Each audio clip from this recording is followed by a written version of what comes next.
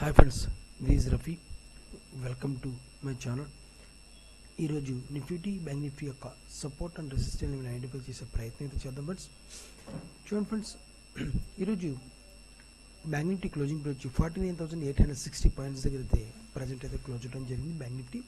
So ఆ bank నిఫ్టీలో కొద్ది వ్యూ మనకి అర్థం అవ్వాల్సిన అవసరం ఎంతైనా ఉంది.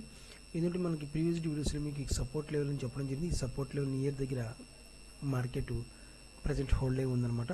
అంటే ఈ లెవెల్ బ్రేక్ చేసి హోల్డ్ అయి ఉందన్నమాట. కానీ ఇప్పుడు ఈ లెవెల్ ఇలాగ ఉన్నా కానీ ఇంటర్డే బేసిక్లో లెవెల్స్ అయితే చేంజెస్ అయితే అయ్యడం జరిగినాయి. ఎందుకంటే మార్కెట్ గ్యాప్ డౌన్, భయంకరంగా గ్యాప్ డౌన్ అయిపోయింది. ఎందుకంటే జర్మన్ పౌరల్ గారు స్పీచ్ వల్ల అక్కడ కొద్ది మార్కెట్ డైజెషన్ అవ్వలేదు. సో దానివల్ల గ్యాప్ డౌన్ ఓపెన్ అయింది. నో ప్రాబ్లం, మనకి మార్కెట్ రికవరీ చేసుకుంటుంది. 99.9% కూడా రికవరీ చేసేసుకునే అవసరం ఎంతైనా ఉంది మార్కెట్కి, చేసుకోవాలి. ఎందుకంటే న్యూస్ బేసిక్ మీద ఎంత పడాలో మార్కెట్ అంత పడిపోయింది. మార్కెట్ ఇక్కడ నుంచి మార్కెట్ అప్సైడ్ మూమెంట్ వెళ్ళాలి. కానీ దానికి కొన్ని టెక్నికల్గా రూల్స్ అండ్ రెగ్యులేషన్స్ కొన్ని ఉన్నాయి. అది ఫాలో అయ్యి వెళ్తే మార్కెట్ మనకి 52,000 లెవెల్ బ్రేక్ చేసే అవకాశం ఉంది. లేని పక్షంలో మార్కెట్ మన రెసిస్టెన్స్ జోన్ తగ్గింది, మార్కెట్ డౌన్ఫాల్ అయ్యే అవకాశం ఉందన్నమాట.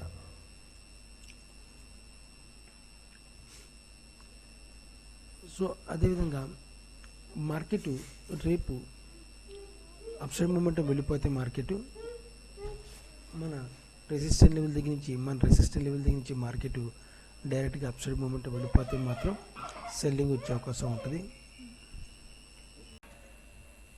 అలా కాకుండా మార్కెట్ రేపు ఎల్లుండ అంటే మార్కెట్ ఇక్కడే కొద్దిగా కన్సోలేషన్ చేసుకుంటే మాత్రం, ఇక్కడే మార్కెట్ కొద్దిగా వాలటిలిటీ క్రియేట్ చేస్తే మాత్రం ఈ లెవెల్ని మార్కెట్ డెఫినెట్గా ఈ లెవెల్ని బ్రేక్ చేయాలి. 50 మనకి రెసిస్టెన్స్ లెవెల్ ఉంది కదా, ఈ లెవెల్ 99.9% మాత్రం లెవెల్ని బ్రేక్ చేసుకుంటుంది.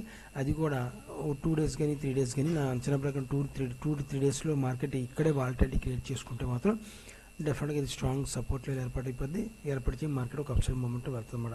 ఎందుకంటే ఈరోజు వెళ్తాం మార్కెట్ ఆఫ్టర్నూన్ నుంచి మార్కెట్ రాంగ్ బయింగ్లో వెళ్ళింది. మార్కెట్ వెళ్ళిన వాల్యూమ్ని మార్కెట్ డెఫినెట్గా అడ్జస్ట్మెంట్ చేసుకోవాలి. మార్కెట్ అడ్జస్ట్మెంట్ చేసుకుని అక్కడి నుంచి మూమెంట్ అనేది మనకి క్యాప్చర్ చేయాల్సిన అవసరం ఎంతైనా ఉంటుంది కాబట్టి మార్కెట్లో. సో మార్కెట్ ఒక రాంగ్ బయింగ్ వెళ్ళింది కాబట్టి దానికి కంపల్సరీ మార్కెట్ కొద్దిగా అడ్జస్ట్ చేసుకోవాలి. ఇక్కడ 2 days 3 days ఈ లెవెల్ దగ్గర నుంచి మన నియర్ ఈ లెవెల్ అంటే ఇంచుమించు కొద్దిగా ఈ లెవెల్ దగ్గరే కొద్దిగా 2 days మార్కెట్ ఉంటే మాత్రం డెఫినెట్గా మార్కెట్ ఈ లెవెల్ బ్రేక్ చేస్తే, అలా కాకుండా మార్కెట్ రేపు మార్నింగ్ డైరెక్ట్గా ఎందుకంటే గ్యాప్ డౌన్ ఓపెన్ అయింది కాబట్టి మార్కెట్ రికవరీ చేసుకోవాలి. కాబట్టి డైరెక్ట్గా మార్కెట్ వెళ్ళిపోతే మాత్రం మన రెసిస్టెన్స్ లెవెల్ దగ్గర నుంచి మార్కెట్ మళ్ళీ ఒక సెల్లింగ్ ప్రెజర్ అయితే మార్కెట్లో కనిపించే అవకాశం ఉందన్నమాట. ఓకేనా. అదేవిధంగా నేను 50 minutes చార్ట్లో కన్వర్ట్ అవుతుంది ఫ్రెండ్స్.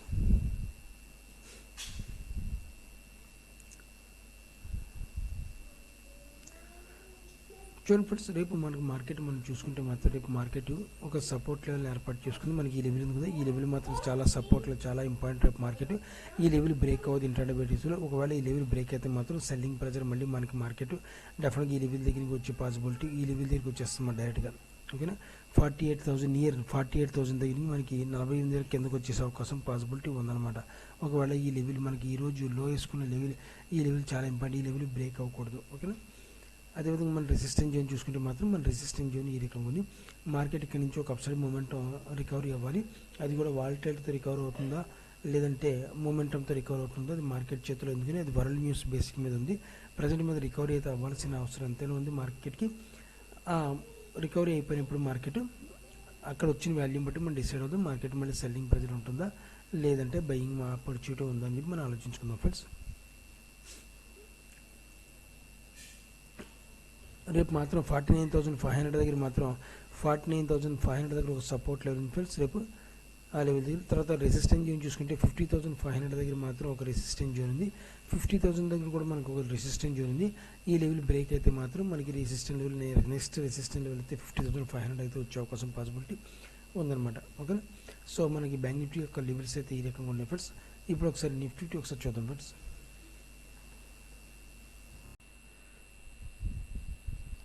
నిఫ్టీ చూడండి ఫ్రెండ్స్, నిఫ్టీ క్లోజింగ్ ప్రైస్ వచ్చి 22,161 పాయింట్స్ దగ్గర అయితే ప్రజెంట్ అయితే క్లోజ్ అవడం జరిగింది నిఫ్టీ. సో నిఫ్టీలో మనకి చెప్పుకోవాలంటే విత్ వాల్యూమ్ ప్రకారం చెప్పుకోవాలంటే ఇప్పుడు మనకి నిఫ్టీ కరెక్ట్ వేవ్లో మనకి కరెక్ట్ ప్లేస్లో ఆగిందన్నమాట గురించి చెప్పాలంటే. ఎందుకంటే మార్కెట్ విత్ వాల్యూమ్ ప్రకారం మనం కన్ఫర్మేషన్ చేసుకుంటే ఇప్పుడు దాకా వెళ్ళింది ఒక ఎత్తు, ఇప్పటి నుంచి మార్కెట్ చేంజెస్ అయితే జరుగుతుంది నిఫ్టీలో కంపల్సరీగా. ఎందుకంటే మనకి కరెక్ట్ వేలో మార్కెట్ గ్యాప్ డౌన్ ఓపెన్ అయింది, గ్యాప్ డౌన్ అయ్యి రికవర్ అయింది. ఇక్కడి నుంచే మార్కెట్ ఒక అప్సైడ్ మూమెంట్ మనకి ప్లాన్ చేసుకోవాల్సిన అవసరం ఎంతో ఉంది. ఇక్కడ మార్కెట్ మాత్రం చాలా ఇక్కడ సపోర్ట్ లెవెల్ ఉంది, ఈ లెవెల్ మాత్రం ఒక సపోర్ట్ లెవెల్ ఏర్పాటు చేసుకోవాలి. రేపు మాత్రం ఈ లెవెల్ చాలా ఇంపార్టెంట్ సపోర్ట్ లెవెల్. సో ఈ లెవెల్ బ్రేక్ అవ్వకుండా చూసుకోవాలి. ఒకవేళ ఈ లెవెల్ నుంచి సపోర్ట్ చేసుకుని మార్కెట్ అప్సైడ్ మూమెంట్ వెళ్తే మాత్రం డెఫినెట్గా మార్కెట్ మళ్ళీ రాను రోజులు 23,000 వెళ్ళే పాసిబిలిటీ ఉంది. 23,000 నుంచి మనకి మార్కెట్ వచ్చిన వాల్యూమ్ డిసైడ్ అవుతాం. సో మనకి ప్రజెంట్ మాత్రం రెసిస్టెన్స్ జోన్ ఉంది, ఈ రెసిస్టెన్స్ జోన్ నుంచి మార్కెట్ ప్రజెంట్ అది రెసిస్టెన్స్ ఫేస్ చేసుకోవాల్సిన అవసరం అయితే ఉంది. ఈ రెసిస్టెన్స్ జోన్ దగ్గర నుంచి వచ్చిన వాల్యూమ్ బట్టి మనం డిసైడ్ అవుతాం అన్నమాట. అదేవిధంగా మనకి సపోర్ట్ అండ్ రెసిస్టెన్స్ లెవెల్ కూడా మీకు చెప్పడం జరిగింది. చిన్న ఇది తీసేస్తే మీకు కన్ఫ్యూజ్ అవుతారు. ఓకేనా. సో మనం ఫస్ట్ రెసిస్టెన్స్ జోన్ చూసుకుంటే ఈ లెవెల్ దగ్గర ఒక రెసిస్టెన్స్ జోన్ ఉంది.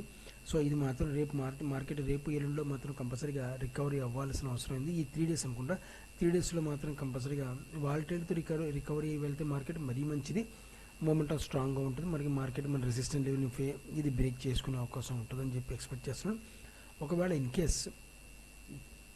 ఒకవేళ మన మార్కెట్లో డైరెక్ట్గా అప్సైడ్ మూమెంట్ వెళ్ళిపోతే మాత్రం మళ్ళీ ఇక్కడి నుంచి మన రెసిస్టెన్స్ లెవెల్ దగ్గర నుంచి సెల్లింగ్ ప్రెజర్ అనమాట తప్పదనమాట. ఓకేనా. అంటే ఇక్కడి నుంచి వచ్చిందంతా మళ్ళీ పోతుందన్నమాట. అందుకని మార్కెట్ ఒక పునాది వేసుకోవాలంటే ఒక సపోర్ట్ లెవెల్ ఏర్పాటు చేసుకోవాలంటే కంపల్సరీ వాల్యూమ్ జనరేట్ చేసుకోవాలి.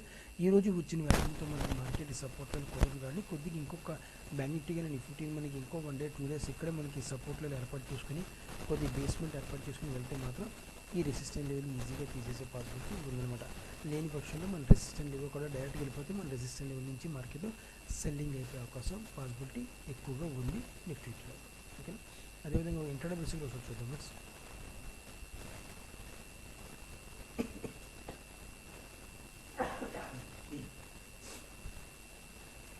సో ఒకవేళ చూడండి ఫ్రెండ్స్, మనకి నిఫ్టీ మనకి సపోర్ట్ లెవెల్ ఉంది, ఈ లెవెల్ దగ్గర నుంచి ఒక సపోర్ట్ ఏర్పాటు చేసుకుంది. నిఫ్టీ సపోర్ట్ చేసుకుని మార్కెట్ ఒక అప్సైడ్ మూమెంట్ అయితే వెళ్ళడం జరిగింది. నిఫ్టీ మాత్రం బ్యాంక్ నిఫ్టీ కూడా మనకి మంచి సపోర్ట్ లెవెల్ బేస్ చేసుకుంటే మార్కెట్ వెళ్ళిందన్నమాట. సో నిఫ్టీ మాత్రం ఇప్పటి నుంచి చెప్తున్నాం, నా బ్యాంక్ నిఫ్టీతో కంపేర్ చేసుకుని నిఫ్టీ వీక్గా ఉంది.